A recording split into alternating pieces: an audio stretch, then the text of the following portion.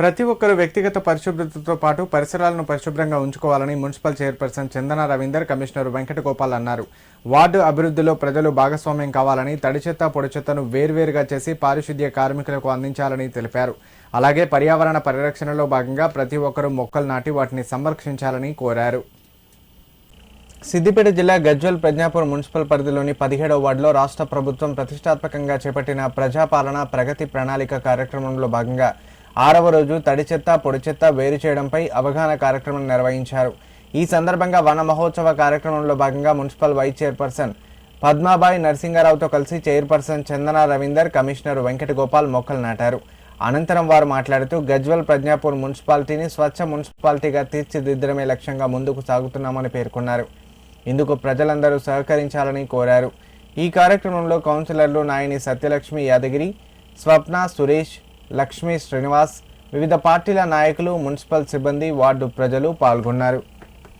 99 days ప్రజాపాలన ప్రగతి ప్రణాళికలో భాగంగా 6వ రోజు జరుపుకోవడం జరుగుతుంది. ఈ ప్రణాళికలో వచ్చేసి సిటీ టాయిలెట్స్, పబ్లిక్ టాయిలెట్స్ ఇవన్నీ సందర్శించడం, హోటల్స్ అండ్ రెస్టారెంట్స్ని సందర్శించడం, పబ్లిక్ టాయిలెట్స్ సందర్శించడం, అలాగే ఉమెన్ ఫర్ ట్రీస్ అంటూ ఇప్పుడు మొక్కలు నాటుకున్నాం.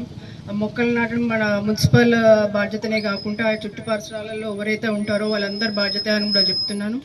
మళ్ళీ కూడా ఇప్పుడు అమృత్ మిశ్రా ద్వారా మనం క్వాలిటీ టెస్ట్కి కూడా పంపించాలి సార్, వాటర్ క్వాలిటీ టెస్ట్కి కూడా పంపించండి.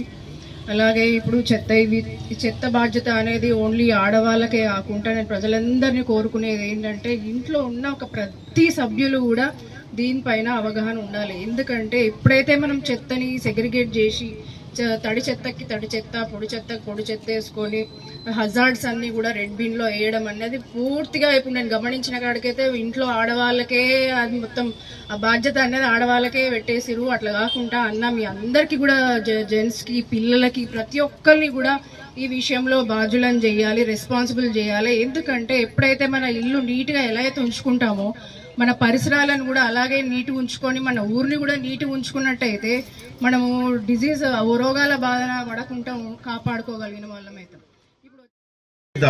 చెత్తపై కొత్త సమరం సాగిద్దాం. మీరు తడి చెత్త, పొడి చెత్త, హానికర చెత్త, తడి చెత్తను గ్రీన్ కలర్ డబ్బాలో, పొడి చెత్తను నీలం కలర్ డబ్బాలో, హానికర చెత్తను ఎరుపు రంగు డబ్బాలో ఇవ్వవలసి ఉంటుంది. తడి చెత్త అంటే ఏంటంటే మన వంటింటి నుంచి వెలువడేటువంటి వ్యర్థాలు, అంటే ఆకుకూరలు, కూరగాయలు, కుళ్ళిపోయినటువంటి ఆహారాలు, ఏవైతే భూమిలో కరిగిపోతాయో, ఏవైతే భూమిలో బయోమైన్ గా మారిపోతుందో అటువంటి వాటిని అంతా కూడా మనం తడి చెత్త అంటాం. పొడి చెత్త అంటే రీసైకిల్ చేయబడేటువంటి ఏవైతే ఉంటాయో ప్లాస్టిక్ కవర్స్ కానీ మిగతా ఏమన్నా రీసైకిల్ చేయడానికి అంటే మళ్ళీ తిరిగి పునర్వినియోగం చేసుకోవడానికి ఉపయోగపడే వాటిని అన్నింటినీ కూడా పొడి చెత్త అంటాము. హజార్డియస్ చెత్త అంటే వాడి పారేసిన సిరంజీలు, డైపర్లు, తర్వాత గ్లూకోజ్ బాటిల్లు, ఇంజెక్షన్లు, తర్వాత ఎక్స్పైరీ అయినటువంటి మందులన్నీ కూడా హజార్డియస్ చెత్త అంటాము. వాటిని అన్నిటిని కూడా మనం ఎరుపు కలర్ డబ్బాలో వేయాలి.